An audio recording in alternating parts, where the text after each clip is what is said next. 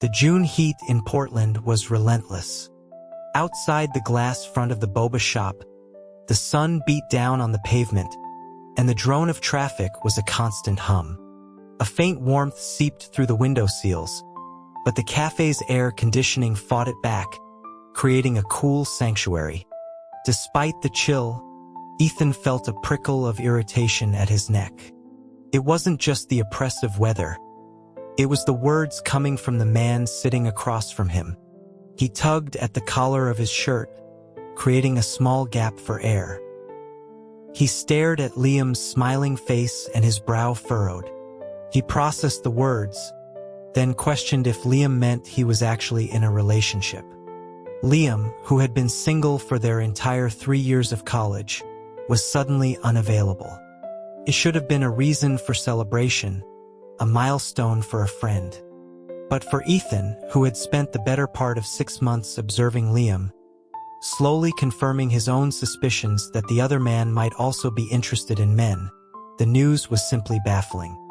Liam didn't answer immediately. His eyes drifted to the sliver of skin Ethan had exposed at his collarbone. It was pale against the dark fabric, leading up to a slender neck. The heat seemed to have brought a faint flush to the surface, an intriguing detail that held his gaze. He'd always been aware of how striking Ethan was, with skin that seemed almost luminous. He recalled how easily a playful grip could leave a red mark on his wrist. Shaking himself from the thought, Liam looked away, chiding himself for his distraction. He cleared his throat and flagged down a passing employee. He asked if they could lower the temperature a bit, explaining that his friend was feeling the heat. He also inquired about their drinks, requesting one with less ice, knowing that Ethan's stomach was sensitive. This familiar, solicitous behavior, normally a comfort, now felt grating to Ethan. He didn't need this kind of careful attention from a straight man with a girlfriend. He repeated his question, his voice sharper now. Liam paused, listening to the cool tone, and asked what he meant. He wondered aloud if Ethan was unhappy that he was dating someone, reassuring him that nothing between them would change. As he finished speaking, he instinctively reached out to ruffle Ethan's hair, a common gesture between them. But before his fingers could make contact, Ethan turned his head sharply, a clear, unmistakable rejection of the touch. The movement left Liam's hand hovering in the air. He was stunned. Ethan had never shied away from these casual gestures before. He retracted his hand, a flush of embarrassment creeping up his neck. He tried to laugh it off, asking jokingly if Ethan was jealous. The teasing question held a probing edge, and Ethan caught the subtle test. He glanced at Liam, his expression unreadable, and quietly denied it. He claimed he was just remembering he had to prepare for his TA session that afternoon and didn't have much time. Since confirming his own feelings about Liam, Ethan had offered small, coded hints of his interest, signals so faint that a straight man would never notice. He was always cautious, unwilling to risk the complications that came with being out. He stated that if there was nothing else, he would leave first. A man with a girlfriend, regardless of his past assumptions, was off limits. He stood up, ready to go. Liam called out for him to wait. In his haste, he reached for Ethan's arm, but Ethan sidestepped the grasp. He took a half step back, his raised eyebrows a silent question. Liam, sensing the new distance between them, spoke with a hint of desperation, reminding him that he hadn't even had his boba tea yet. He couldn't quite decipher his own feelings. He'd recently sensed Ethan's interest, a realization that had left him both shocked and confused. He hadn't known how to react. It was during that period of uncertainty that his parents had set him up with a girl from their university, and things had progressed quickly. Logically, Ethan's current coolness should have been a relief, but it felt wrong. It wasn't supposed to be like this. Ethan shouldn't be so detached. He wondered if Ethan even believed him about the girlfriend. To prove his point, Liam stated that he really liked her and was taking her home to meet his parents the next day. He then asked Ethan to come with them. He explained that his parents adored Ethan and that he could help make a good impression for his girlfriend. He tried to make it sound casual, adding that he wanted to share such an important moment with his best friend. Ethan's face remained a blank mask. He replied that he wasn't interested. Liam bringing his girlfriend home had nothing to do with him. The best friend label had always been a convenient fiction, a tool he used to stay close to Liam. Liam, unsurprised by the refusal, played his final card. He brought up Professor Albright's unpublished research papers, reminding Ethan how much he'd wanted them. Liam claimed he had gone to great trouble to get a copy, which was now at his house. He offered them to Ethan in exchange for his help. Professor Albright was the head of their department, a titan in their field who hadn't published in years. The manuscript was a legend. Ethan agreed instantly. He was preparing his senior thesis on a topic closely related to Albright's work, and the papers would be invaluable. Compared to that, the ache in his chest was a minor inconvenience. Besides, continued refusal would only arouse suspicion. As they spoke, their drinks arrived. Ethan took his, pulled out his phone, and informed Liam he was sending him money for the drink via Venmo. Without another word, he turned and walked out of the shop. The next morning, just as Ethan finished replying to a text, his phone rang. It was Liam, announcing he was already downstairs. Ethan glanced at the clock. It was 9 a.m. He figured he could get this over with and be back in time for lunch. When he got into the car, he saw a girl in a pink sundress sitting in the passenger seat. Liam took her hand, introducing her as Chloe from the dance department, his girlfriend. He then introduced Ethan as a top student from the business school. Chloe smiled and nodded, saying of course she knew who he was. Ethan's top-ranking GPA and striking looks made him a well-known figure on campus, though his reputation was that of someone aloof. She preferred Liam's cheerful disposition. Ethan's eyes fell on their intertwined hands. It would be a lie to say he felt nothing, but a night of resignation had blunted the edge of the pain. After a brief greeting, he sent Liam a text. It was a link to a document he had prepared, a list of safe conversation topics and reminders of his parents' interests and recent accomplishments. He told Liam to check if anything was missing, and if not, his part of the deal was done. Liam looked at his phone, his eyes widening in shock. He exclaimed that Ethan was incredible, admitting he could never have compiled something so detailed himself. He had always known Ethan was observant, but the depth of his perception was unnerving.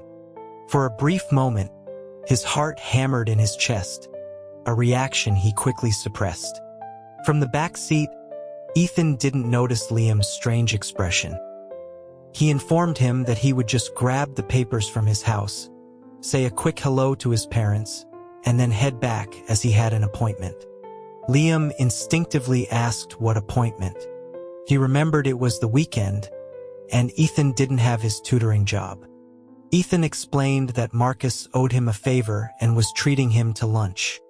Marcus was a star on the university basketball team, a frequent rival of Liam's on the court. He was tall, athletic, and handsome, and Liam often complained to Ethan about him. At the mention of Marcus's name, Liam's expression soured. He opened his mouth to say something, but Ethan had already looked down at his phone, presumably texting someone. Liam wondered if it was Marcus. He thought bitterly about how quickly Ethan seemed to be moving on. He drove the rest of the way in silence, his jaw tight. Chloe sensed the shift in the car's atmosphere. She felt a knot of anxiety form in her stomach, her hands gripping her seatbelt. In the time she had known Liam, he had always been gentle and easygoing. This was the first time she had seen him so obviously angry. There was an unspoken, charged dynamic between him and Ethan that she couldn't decipher. She glanced in the rearview mirror, and her eyes met Ethan's for a split second before he looked up, as if sensing her gaze. Startled, she quickly turned to look out her own window. Ethan was unaware of Liam's anger. In the past, he might have tried to smooth things over, but now he saw no reason to. Besides, he was allowed to have lunch with other people. Liam's possessiveness was misplaced. His phone vibrated again, and he looked down to continue his text conversation. After confirming a time and place with Marcus, a small smile touched Ethan's lips. He put his phone away, thinking that if he weren't so drawn to Liam's particular looks, Marcus might have been a better choice. By the time they arrived at Liam's house, his mood had returned to normal. Ethan walked a few steps behind the couple, mentally rehearsing excuses to leave quickly once he saw Liam's parents. But as they entered, the housekeeper informed them that Mr. and Mrs. Henderson had been called into an emergency meeting at the office. Chloe, holding a gift basket, looked momentarily lost. Liam quickly apologized, explaining that he had made the plan in a hurry and had forgotten to call ahead. He admitted it was his fault, his focus having been thrown off by the morning's events. The housekeeper, seeing his distress, glanced towards the second floor and, after a moment's hesitation, mentioned that the young master was home. Liam, who had been apologizing to Chloe, froze. It took him a second to process her words before he asked if his brother was back. He thought he was still in Europe. Ethan, listening to the exchange, was confused. When did Liam get a brother? He had never heard any mention of one. And from the housekeeper's tone, it wasn't a younger brother. Why wouldn't Liam know his own older brother was back in the country? Before he could sort through the questions, the sound of footsteps echoed from the grand staircase. A deep, resonant voice cut through the air. The word noisy was not spoken loudly, but it carried an authority that silenced the room. The voice was low, laced with the rough edge of someone recently woken, and it seemed to vibrate in Ethan's ear, making the skin there tingle. He looked up and saw a man standing at the turn of the stairs. He was tall and lean, his hand moving slowly to fasten the buttons of his shirt, his movements precise and deliberate, culminating with the top button. Every gesture exuded an air of disciplined restraint. Ethan found he couldn't look away. This man, who bore a striking resemblance to Liam but possessed a sharper, more defined elegance, captivated him. His eyes traced the line of the man's hand up to a prominent Adam's apple, then to pale, thin lips and a straight, high-bridged nose. As his gaze traveled upward, he was suddenly met with the other man's eyes. He had been caught staring. Instantly masking his surprise, Ethan lowered his gaze and spoke softly, his tone apologetic. He asked if they had disturbed him. His voice was steady, betraying none of the blatant curiosity of a moment before. Alexander Chun looked down at the composed young man, his expression unreadable. He had felt the other's gaze, direct and appraising, a stark contrast to the polite, almost timid demeanor he now presented. Alexander found him quite adept at feigning innocence. He ignored the apology and directed his question to Liam, asking what the commotion was about.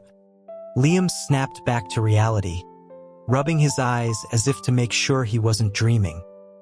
He expressed his surprise, asking his brother when he had returned and why he hadn't said anything so they could have picked him up from the airport.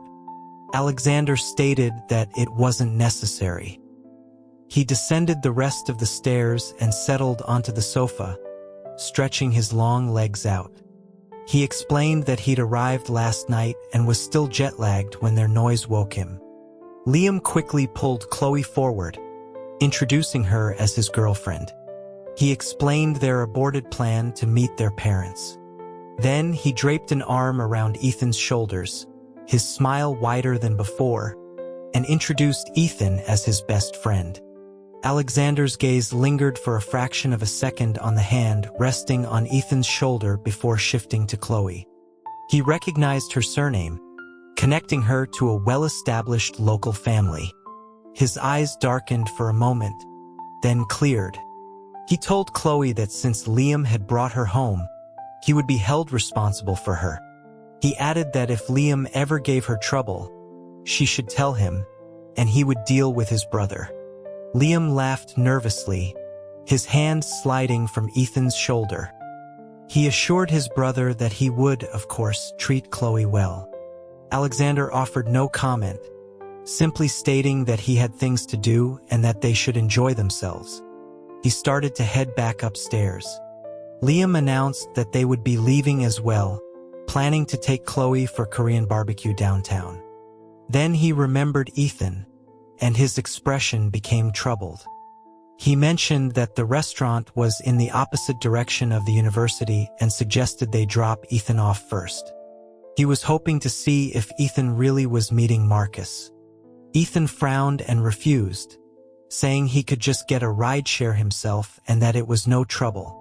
Liam insisted, pointing to the blazing sun outside and reminding him that their neighborhood was gated and a long walk from the main road where he could catch a car. The implication was that Ethan was too delicate for the walk in the heat. Ethan felt a surge of annoyance. The two were at an impasse until Alexander, who had stopped on the stairs, rubbed his temples. He turned and spoke in a firm, low voice. He told Liam to go take Chloe to lunch. He would drive his friend back to school later, as it was on his way. The declaration silenced both of them. Ethan couldn't argue, and Liam had no room to object. In Alexander's car, Ethan pulled out his phone and sent a message to Marcus, apologizing and explaining that something had come up and he had to cancel. He then turned to Alexander, a polite curve to his lips, and thanked him for the ride. He noted the time and asked if Alexander would like to join him for lunch, his treat. Alexander, fastening his seatbelt, answered with a cool, detached tone that he had other commitments. Besides, he added, he wasn't interested in having lunch alone with a child. The words hung in the air, instantly chilling the atmosphere in the car. Ethan's smile faltered. He was 21 years old, a junior in college, nearly 6 feet tall. He hardly considered himself a child. But Alexander had already started the car, his profile rigid and uninviting. Ethan realized belatedly that the point wasn't his age, but the absolute, unequivocal rejection. It was the first time he had been turned down so bluntly. He couldn't think of anything he had done to warrant such hostility, other than perhaps that initial, unguarded stare. He lowered his eyes, his voice small as he asked if he had done something wrong. The last word came out as a soft, questioning sound, imbued with a vulnerability that made Alexander's grip on the steering wheel tighten. He couldn't help but glance over at the young man, who was now looking down, his fingers toying with the edge of his seatbelt in a gesture of unease. The sight stirred an unfamiliar feeling in Alexander's chest.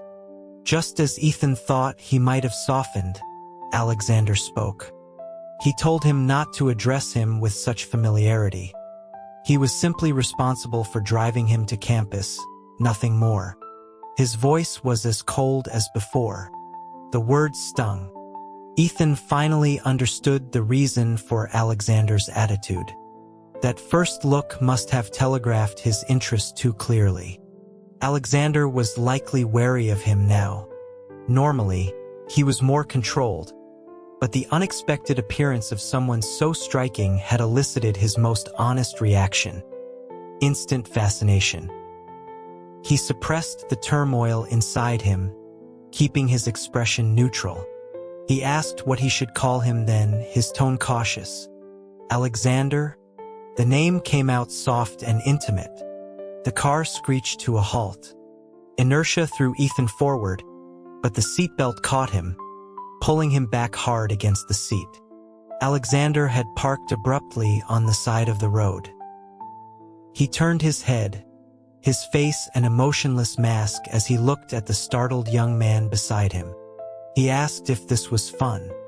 Ethan, still shaken, didn't reply. Alexander's patience wore thin. He questioned if this was how he and Liam usually interacted, implying a constant, cloying flirtation. It was no wonder Liam's attention was still on this person even with his girlfriend present. A flicker of disbelief crossed Ethan's face. He finally understood the accusation. When he spoke again, there was a tremor in his voice. He told Alexander that if he had a problem with him, he should just say so, rather than resorting to such veiled insults. He insisted he and Liam were just friends and that he had only come to the house to get Professor Albright's papers. He explained that if Liam hadn't used the manuscript as bait, he wouldn't have come at all. He held up his book bag slightly. He then admitted that he had wanted to get closer to Alexander, explaining that he bore a strong resemblance to someone he used to know. He apologized if his interest had offended him. He unbuckled his seatbelt and tried the door, but it was locked. He asked to be let out there, thanking him for the ride. Alexander looked at the raw embarrassment on Ethan's face and, for the first time, doubted his initial judgment. He glanced at the scorching sun outside, then started the car again, driving a short distance further before pulling over under the shade of a large oak tree. With a soft click, the door locks disengaged. Ethan, flustered, opened the door, forgetting that his bag was unzipped. The contents spilled onto the passenger seat and floor. He bit his lip in frustration but said nothing. Alexander bent down, picked up a fallen notebook, and handed it to him. Ethan took it without meeting his eyes, then got out of the car. Despite his anger, Alexander still heard the mumbled thank you before the door closed. He couldn't help but think that perhaps he had misjudged the kid after all. Once outside, a wave of heat washed over Ethan, making him pause. The weather was truly awful for walking. In less than a minute, beads of sweat formed on his forehead. The pitiable look was gone, replaced by an expression of pure agitation. He hated the heat. At least the car had stopped in the shade. It was a small, attentive gesture that suggested Alexander wasn't as cold as he seemed. Back in his apartment, Ethan went straight for the shower. The 93-degree heat had left him feeling sticky and uncomfortable, even during the short wait under the tree. He had made a significant sacrifice for those papers, but perhaps it wasn't all for nothing. He had a feeling his student ID was no longer in his possession. He had been careless when packing his bag and had likely left it in Alexander's car. The ID was essential for campus life, but since he lived off campus, its absence wasn't an immediate crisis. Still, he needed to get it back. A plan began to form in his mind as he towel-dried his hair. The steam from the shower left a light moisture on his fair skin, and a faint blush colored his cheeks.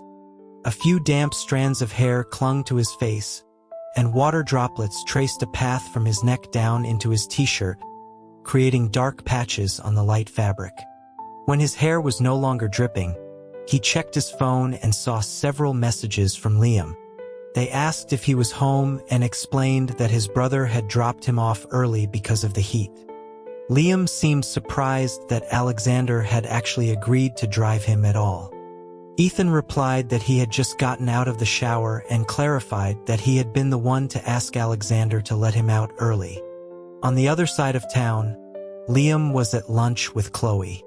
He stopped eating when he saw the message, his mind conjuring an image of Ethan fresh from the shower. Skin damp and hair wet, his slender waist visible as he raised his arms to dry his hair.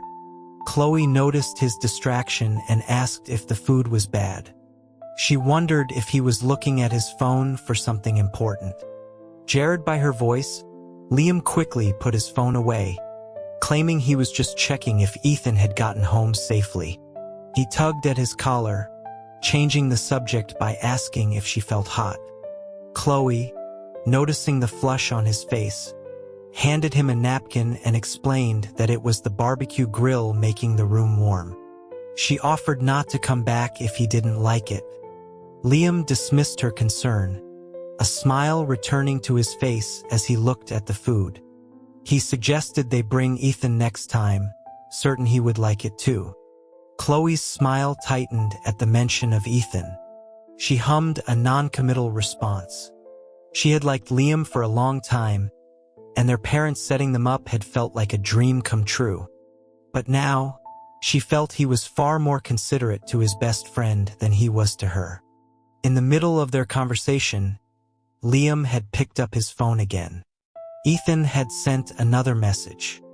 He wrote that he had accidentally left his student ID in his brother's car and asked for Alexander's contact information. Liam, without a second thought, forwarded his brother's details. With the contact secured, Ethan waited. He didn't send a request right away, instead waiting until night fell before tapping the screen. Alexander was in a dimly lit bar, listening to his friend Julian lament the recent economic downturn in the city. Julian remarked with a hint of schadenfreude that Alexander's father must be feeling the pressure, having lost a massive investment on a project that was shut down by new regulations. He guessed the loss was close to 60 million. Alexander leaned back against the plush sofa, his expression neutral. He confirmed he knew, explaining that his father had called him back to the States specifically to clean up the mess. Julian cursed, losing all desire to tease. He asked if Alexander was really going to take on such a risky project. Alexander took a sip of his whiskey, his face half hidden in the shadows. He affirmed that he was. Julian grew serious, him that if he mishandled it, his standing within the family could be ruined. And his father might even use the failure as leverage to take the shares his mother had left him. He couldn't understand why Alexander, who was notoriously shrewd, would walk into such an obvious trap. Alexander swirled the amber liquid in his glass, his dark eyes unreadable. He simply said he knew what he was doing. The most dangerous path was often the shortest. He poured Julian another drink, changing the subject by complimenting his bar's success. Julian, though still worried, let the topic drop. He told his old friend that if he needed anything, he had connections. Alexander smiled, a genuine warmth in his eyes, and raised his glass. As they talked, his phone buzzed. He picked it up and saw a new contact request with a message. "It's Ethan." He accepted, and a message came through almost instantly. The tone was formal, asking if Alexander could confirm that he had his student ID, as it seemed to have been left in his car. Alexander noted the polite but distant wording, and a small smile played on his lips. Was the kid still holding a grudge? He had a bartender check his car, and a moment later, a green university ID card was placed in his hand. Julian leaned over to look, asking what it was. He commented that the guy in the photo was surprisingly good-looking. ID photos were notoriously unflattering, but the young man in this one had a faint, charming smile. As Julian reached for the card, Alexander pulled it back. He explained that it belonged to Liam's classmate, whom he had driven home earlier. He typed a reply to Ethan, "I have it." He was about to suggest a courier or dropping it with Liam, but Ethan replied first. The message stated that not having the card was a great inconvenience and that he would come to pick it up now if Alexander would just give him the address.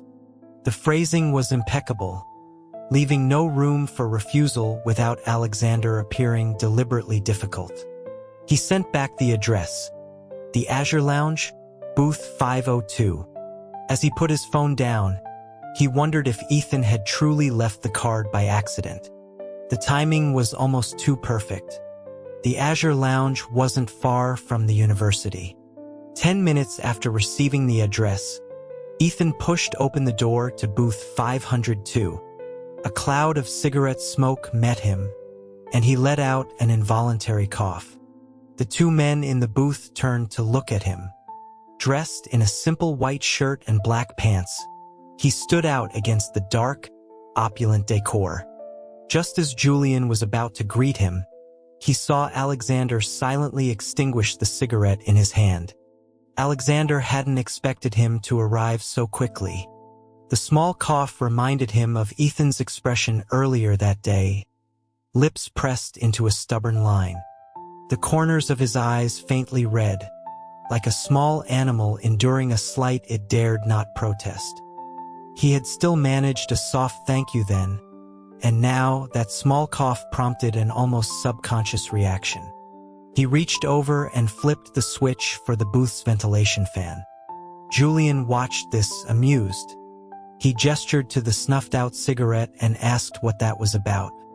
He joked about it being a bar, not a school library. Alexander ignored him, tapping out the rest of his cigarettes into the ashtray. He explained curtly that Ethan was still a student and that Julian could smoke later. The young man who had been standing at the door finally moved forward. He stopped before them and stated that he was there for his student ID. Alexander looked up. Ethan stood with perfect posture, his gaze lowered, not meeting his eyes as he had before. But he wasn't looking at the floor. His attention seemed to be fixed on Alexander's legs. The long limbs, which had been casually crossed, suddenly felt stiff. Unsettled, Alexander shifted, straightening his posture and drawing his legs in. He pulled the ID card from his pocket and handed it over. Ethan slowly raised his gaze, taking the card. In his mind, he calmly gave the man's legs a perfect score. The fine wool trousers couldn't conceal their lean strength, and the relaxed posture had only accentuated their length. This time, he hadn't tried to hide his appraisal. He believed that after the morning's confrontation, Alexander would simply dismiss it as his own paranoia. He was, after all, just a well-behaved kid. After pocketing the ID, Ethan looked up, his expression earnest, and offered a sincere thank you before turning to leave. Julian, sensing the strange current between them, called out for him to wait. He stood and invited him to stay for a drink, introducing himself as the owner and offering to cover his tab. As he spoke, he guided Ethan toward the empty seat beside Alexander. Ethan seemed to stumble, losing his balance and knocking his leg against the low coffee table. His body pitched forward, and he fell directly toward Alexander, who reacted instantly. A strong pair of hands gripped his waist, steadying him and setting him firmly on the sofa. Ethan started to say thank you, but the hands were already gone.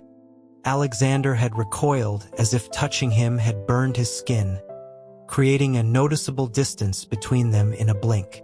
Julian watched, a smirk playing on his lips. It was the first time he had ever seen Alexander look so flustered. He seemed to treat helping the kid like handling a live wire. From his perspective, Ethan was just a student, an exceptionally good-looking one, to be sure, but harmless. He wondered how his recently returned friend had managed to meet someone so seemingly naive. As the thought crossed his mind, he felt a sharp glare from Alexander.